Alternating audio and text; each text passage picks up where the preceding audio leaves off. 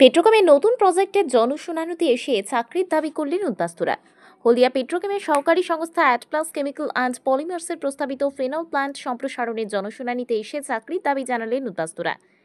তারা বলেন, নতুন কারখানাকে স্বাগত জানাচ্ছি। হলদিয়ায় নতুন কারখানা হলে অনেকের চাকরি হবে।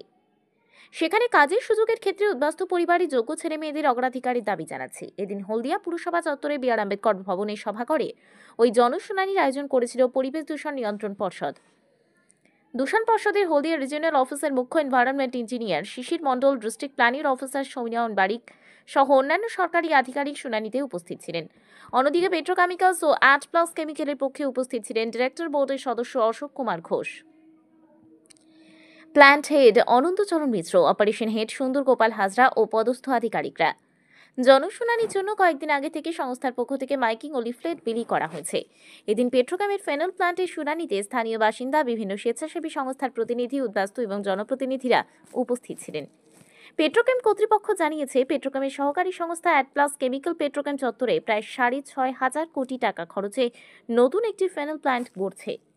নির্মীয়মান ফেনল প্ল্যান্টের বার্ষিক উৎপাদন ক্ষমতা ছিল প্রথমে 2,40,000 টন। এছাড়া অ্যাসিটোনের বার্ষিক উৎপাদন ক্ষমতা ছিল 1,47,000 টন। ভারতে হলদিয়া পেট্রোকেমের ওই ফেনল প্ল্যান্ট হয়ে উঠবে বৃহত্তম প্ল্যান্ট। পরে বাজারি চাহিদা দেখে নির্মীয়মান প্ল্যান্টের সম্প্রসারণের উদ্যোগ নিয়েছে পেট্রোকেম কর্তৃপক্ষ। নয়া সম্প্রসারণের ফলে ফেনলের উৎপাদন ক্ষমতা বেড়ে 4 লক্ষ টন হবে এবং অ্যাসিটিন উৎপাদন বেড়ে হবে 2,48,000 টন। পেট্রোকেম জানিয়েছে, এদিন ওই সম্প্রসারণের জন্য পরিবেশগত জনশুনানির আয়োজন করা হয়েছিল। এদিন শুনানির সময় পেট্রোকেমের উদ্বাস্তুরা নতুন প্রকল্পে কর্মসংস্থানের দাবি জানান। এছাড়াও বার্ন হাসপাতাল করারও দাবি জানান। কারখানা সংলগ্ন বাসিন্দারা পেট্রোকেমের পাওয়ার প্ল্যান্টের ফ্লাই অ্যাশ দূষণ নিয়ে অভিযোগ করেন। তবে সকলেই পেট্রোকেমের নতুন কারখানাকে স্বাগত জানিয়েছে। এদিন সংবাদ মাধ্যমের মুখোমুখি হলেন অ্যাটলাস কেমিক্যাল অ্যান্ড পলিমার্সের পলিউশন ডিজিএম সৌগত মহেন্দ্র। এখান থেকে আজকে একটা জনশুনানির ব্যবস্থা করা হয়েছে। তো জনশুনানিতে আমরা জানি যে 2006-এর EI এর নোটিফিকেশন অনুযায়ী গভর্নমেন্ট অফ ইন্ডিয়ার সেখানে এই ধরনের একটা জনশুনানির মাধ্যমে কোনো প্রসারণের পাবলিক ওপিনিয়ন নেওয়া হয় এবং সেই নিয়ম অনুযায়ী আজকের এই জনশুনানি আয়োজন করা হয়েছে। তো এখানে যারা উপস্থিত আছেন, আমাদের ইন্ডাস্ট্রির তরফ থেকে যে সিনিয়র অফিসিয়ালস রয়েছেন, আমাদের সরকারি আধিকারিক থেকে আমরা দূষণ নিয়ন্ত্রণ পর্ষদ এবং পূর্ব মিদনাপুরের ডিএম সাহেবের রিপ্রেজেন্টেটিভ হিসাবে রয়েছেন ডিপিএলও সাহেব। তো সর্বোপরি সমস্ত উপস্থিত জনগণ, নাগরিকদের বা যারা সতীবৃন্দ তাদেরকে আমরা দূষণ নিয়ন্ত্রণ পর্ষদের তরফ থেকে স্বাগত জানাই। প্রথমত আমাদের আজকের এই অনুষ্ঠানটা একটা সেই প্রজেক্ট প্রপোনেন্ট আপনাদের বিশদে এই প্রস্তাবিত প্রকল্পের অর্থাৎ একটা এক্সপেনশন প্রজেক্টের কি কি কাজ হতে চলেছে সেটার একটা বিবরণ দেবেন এবং সেটা হয়তো বাংলা বা ইংরেজিতে মিক্স করা থাকবে। আমি রিকোয়েস্ট করেছিলাম তো বাংলাতেই ওনারা করবেন যাতে সকলের বোধগম্য হয়।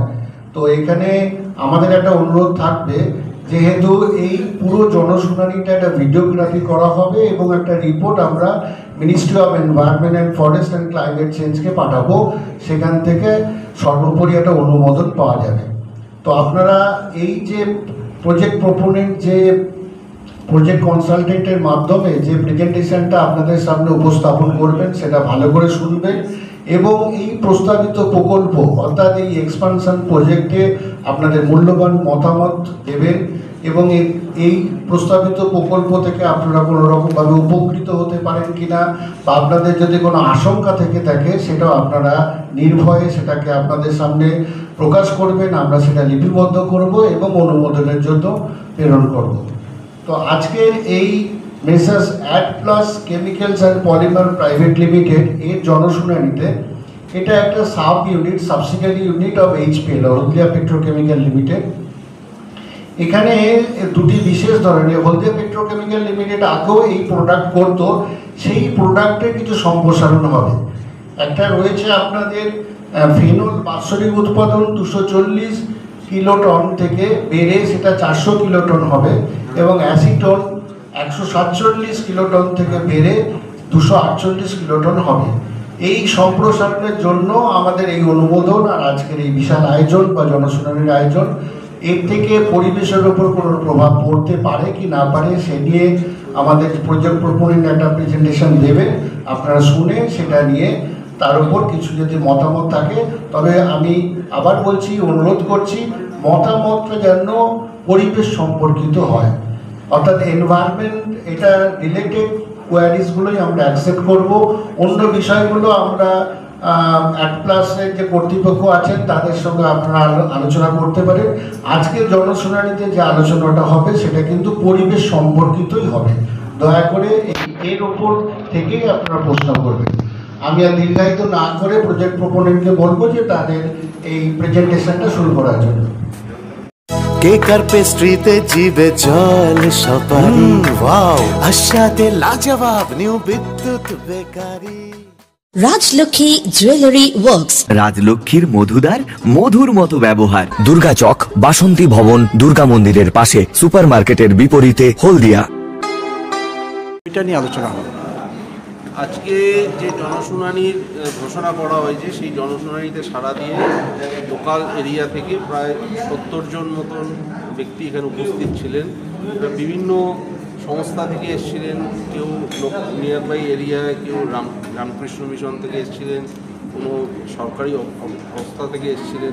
এখানে লোকাল কিছু যে আমাদের প্রেজেন্টেশন শোনার পর ওনাদের কিছু সুচিন্তিত মতামত আমরা পেয়েছি।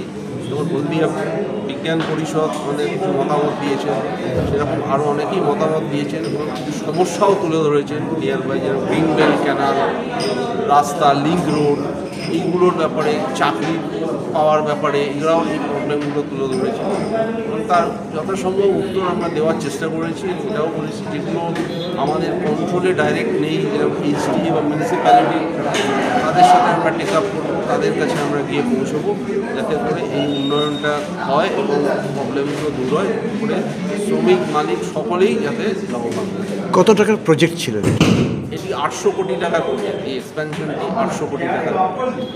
আগামী দিনে কি করতে চাইছেন, মানে কি প্রজেক্ট?